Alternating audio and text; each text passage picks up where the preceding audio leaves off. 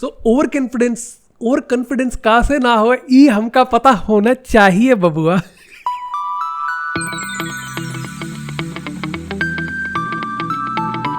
Welcome to Brown Rumi. Today we are talking about how can you gain confidence.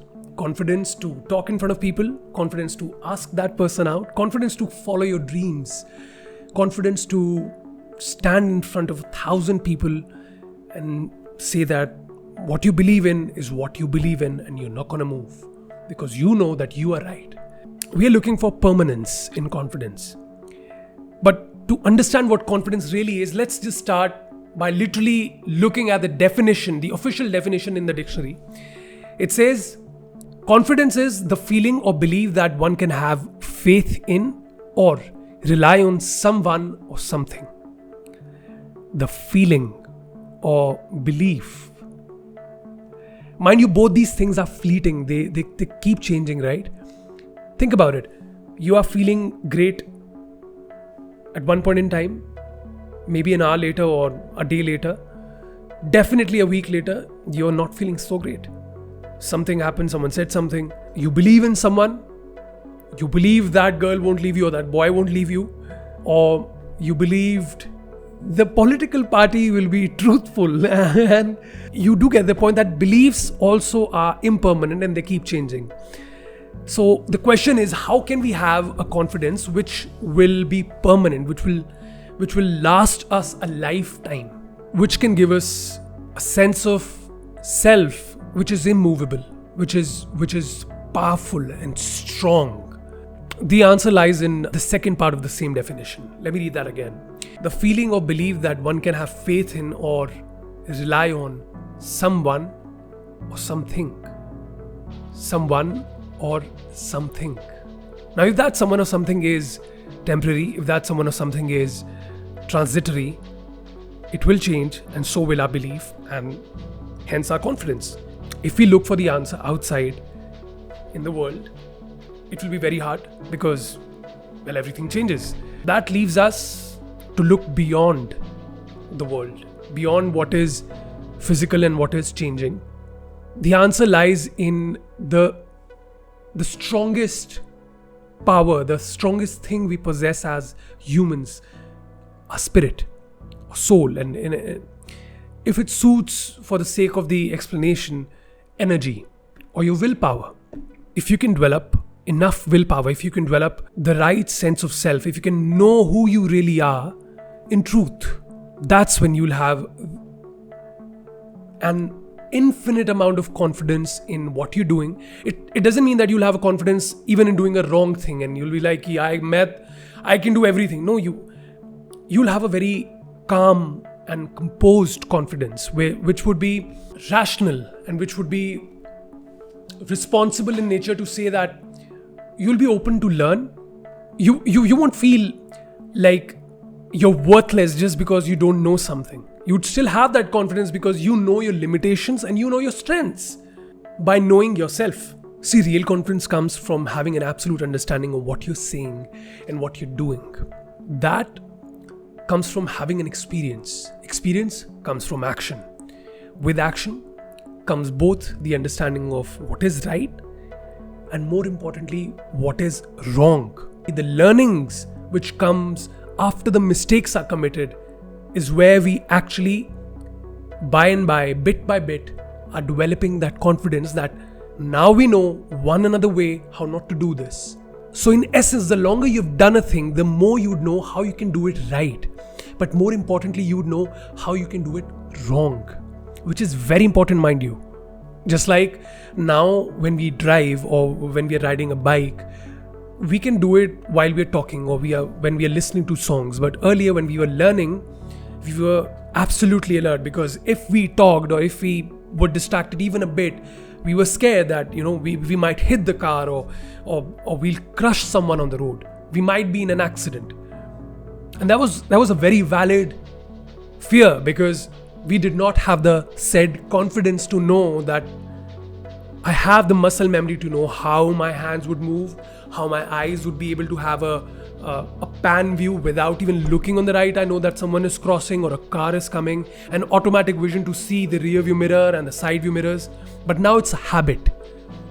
Now we know we have made those mistakes while we were learning how to drive, that we know how to drive it right, as well as how can we be in an accident. So do more of that which you want to be good at and which you want to have confidence while doing or saying. That's the first step that you can immediately take to improve on your confidence. Do more of it. Do more socializing. Try and start speaking in front of people if public speaking is something that you want to have confidence in. Do that which you are afraid to do. But here's the trick which most people miss out on. You don't have to go out and stand in front of a whole stadium and give a speech. If you don't even have the confidence to, you'd shake to death. You'd piss yourself. Don't stand in front of that stadium. It will crush you. Most probably it will crush you, and it will give you the idea that you should never stand this in front of people, because experiences like that, we correlate that to, bad experiences we correlate to a certain habit and cue. So when that would happen, you would correlate it to you speaking in front of people and you would not do it again. On the contrary, if you start by speaking in front of, let's say, a mirror, or even just yourself while sitting, and 2 days later you start speaking in front of the mirror, and the next week you record yourself and see it, show it to no one, that's it, just record yourself and see. 5 days later you show it to one of your parents, then the family, then one of your friends, then couple of friends. And if you just keep on gradually improving, just like that, just one step, then by the 100th version of that thing that you're doing, you'll be on that stage speaking in front of as many people as you want, with this huge ass confidence, gliding on the words coming out of your mouth, and having this composure and this charm about the way you're standing and moving around the stage. So do more of it.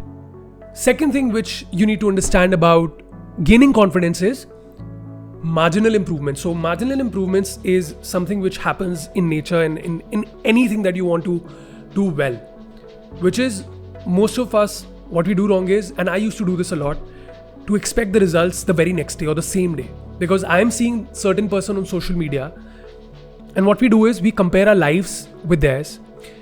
First, we need to understand that no two people are same. People might be similar in some contexts, but no bloody person is same. Not even if they're twins, they're not same. Unki shakal bhi milti hai. Even if they look similar, their life trajectories could be extremely different, because the way we absorb things, the way we deal with circumstances, the way we react is different. The way you responded to the upbringing, to the scoldings and to the motivations is not the same way your sibling did or someone else did. So it's so futile to compare yourself to the other person. It's like, I wrote a poem couple of years ago, about comparison. The gist of that poem and the main line which I would love to recite again is, कभी पेड़ दूसरे पेड़ से नहीं पूछता कि तू हरा मैं लाल क्यों हूं, तू पीपल और मैं गुलाब क्यों हूं, उसकी खूबसूरती छांव देने में है, इसकी खूबसूरती महक जाने में.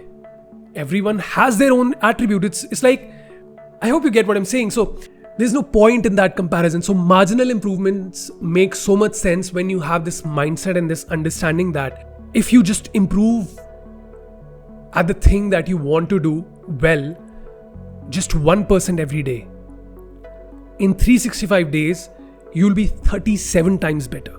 Run this calculation, and this is a very popular understanding amongst a lot of people. And if you, the contrary is true too, that if you decline 1% every day, you will be 0. The calculation literally comes out to 0 raised to the power something. 0 point decimal zeros and then some number. So it's essentially 0, which could just mean that you'd be worse than you even started. Third and last, let go of the fear of failure. You'll just have to let go of it, whether you'll be good at it or not. Just let it be. See, most people stay where they are not because they don't have capacity to win, It's because they're too afraid to lose. So let go of that failure, let go of that fear of failure, man. I mean, it's paralyzing you. What's the worst that could happen? You could be bad at it and you could fail at it, and thank God you finally know where you went wrong. Or if you're just too horrible at something, thank God you finally know that you're just horrible at something. And now you can move on and do something else. Or if you just made a mistake, now you can correct it and move on.